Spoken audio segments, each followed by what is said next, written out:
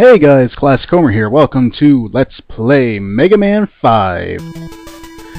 So, this game, of course, has an actual story, more so than, say, Mega Man 4, where all the story did was go over what happened in the previous games.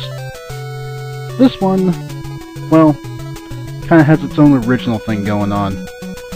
It's still not, you know, an extensive story, but at least it involves familiar characters doing unfamiliar things. Like, say, Proto Man capturing Dr. Light.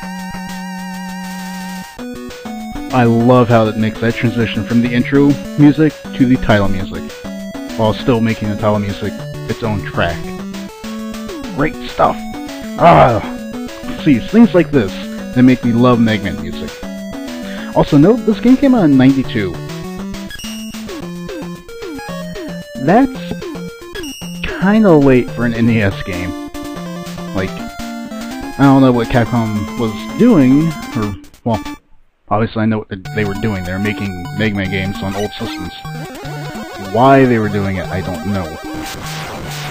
Because they don't make a Mega Man game for the Super Nintendo until '94. And, well, the SNES has been out since '91.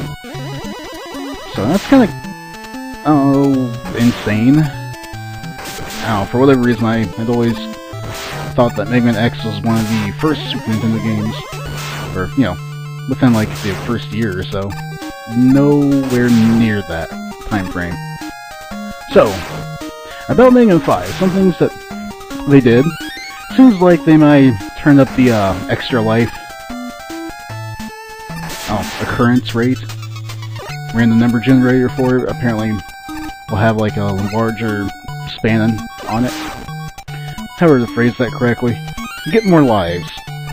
I recently did another recording of this, which I'm trying something different this time to make it a little better. And I bothered to count all the lives that dropped in that recording. It was 30. 30! That is a lot of lives for a Mega Man game. The tradition will continue, apparently. And it's not just me, from how it seems. I asked a couple other people, even Capcom employees, and they say, yeah, this game seems to give lives out more than the others. A lot more, apparently. Holy crap. At least it's not making me a liar, because as I'm saying these things, well, you saw. Also, the charge shot. Big improvement over Mega Man 4. Like, remember in 4, it was just the little blaze, trail, whatever, that was like only as tall as your regular shot.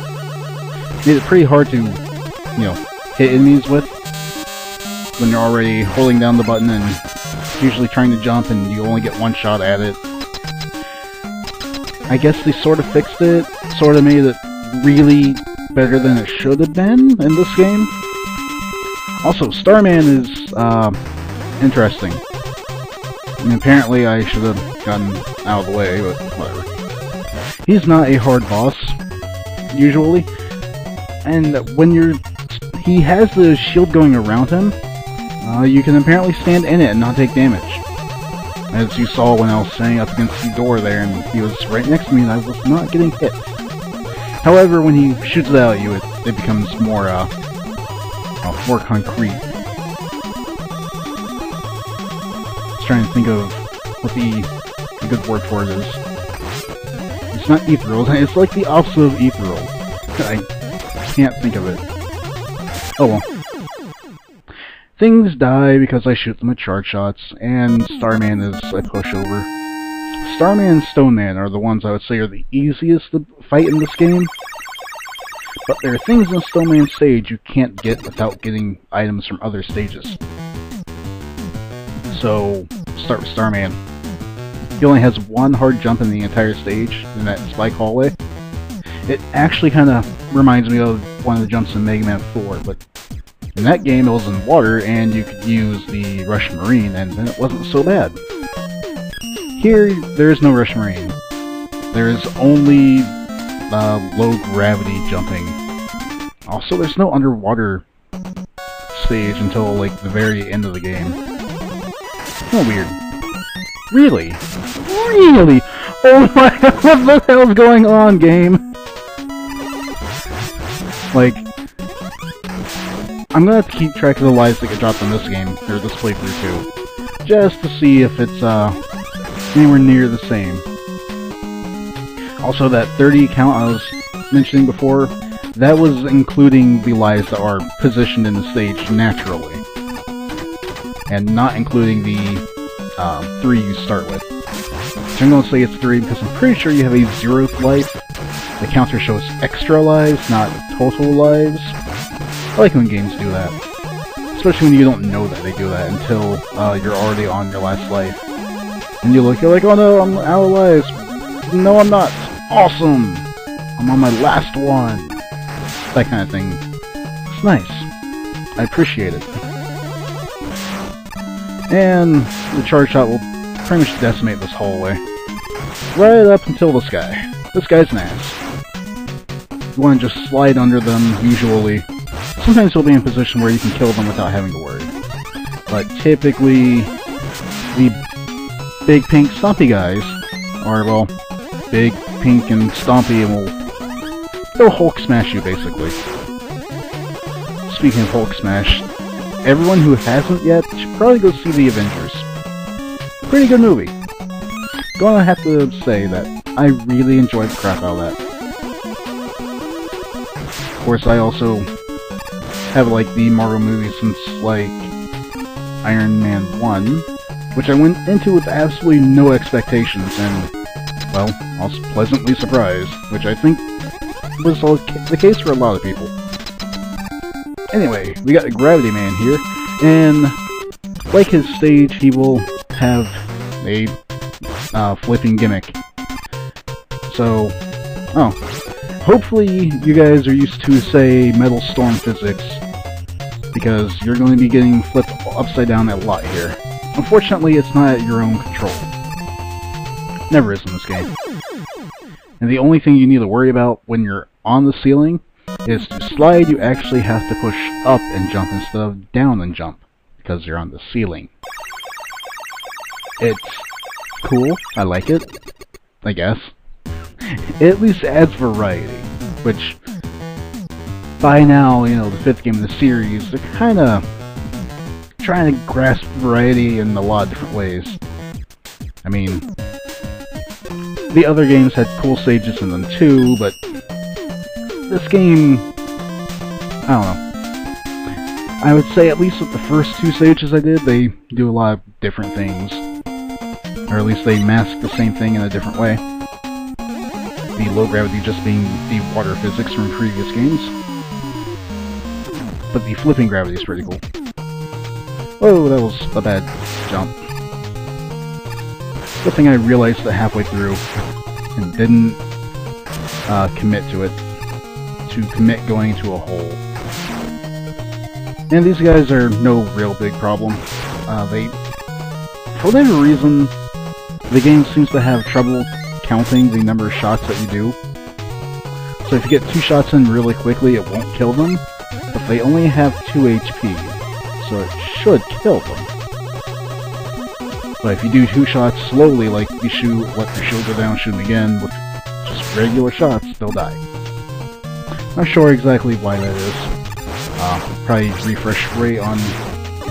Damn, what the hell, game? I already have maximum lives. I don't even have to check, I'm pretty damn sure about it. I'm not going to kill that guy again. I'm not going to get anything for it. I can't get more lives.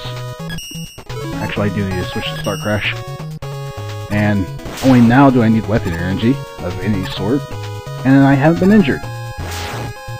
Yeah, I don't know. I've heard that people think this game's a relatively difficult Mega Man game. I think they're insane.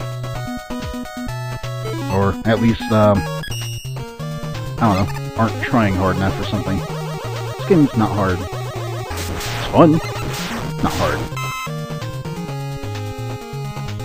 And this guy, well, he's in a position where you could get by him without taking damage, but it's definitely harder than the other one. Nope, I don't need Super Arrow. Super Arrow is really cool though. I'll be using that a bit. And Rush Coil I haven't shown yet, but it got changed. Oh, right. Star Crash would have been nice to have here. Oh well, actually I'll probably use Super Coil, or not Super Coil, but Super Arrow here in just a moment. I want to get the... Oh, what? Odd. That was really weird, the way that actually ended up working. Oh well, let's try Super Arrow. Whee! What's nice is, even after it runs out of energy, it will keep carrying you across a gap until it hits a wall. Then I don't actually know if it will stick to the wall when it's out of energy or not. I assume it would, because it's basically you're shooting a plunger on an arrow. Kind of makes you think of the Super Mario Brothers cartoon, which was not good at all. And you should probably feel bad for thinking about it. I know I do. Oh, those guys with their split shots are kind of annoying. Almost the greatest double shots. I could use a double shot today. I swear I only got like 3 hours of sleep. Up until after 6 in the morning, and ended up waking up at 11. So, Gyro Man's not a problem when you got Gravity Hold. Jump over his blades and they'll just go up. And if he's in the air and shoots them at you, jump early and they'll, stop horizontally and they'll stop where it's at and then move horizontally at you. So you can make it go over you pretty easily. And Gyro Man will occasionally try and stomp on you from the air. It's not a big deal though if you have the Gravity Hold and don't spam it. Only use it when you see his invincibility frames are up and he stops flashing. So, that's a good start on this game. Next time I'll be taking out Crystal Man, and I'll get to show why he's got kind of an annoying stage. Anyway, it's classichomer signing out. I'll see you guys later.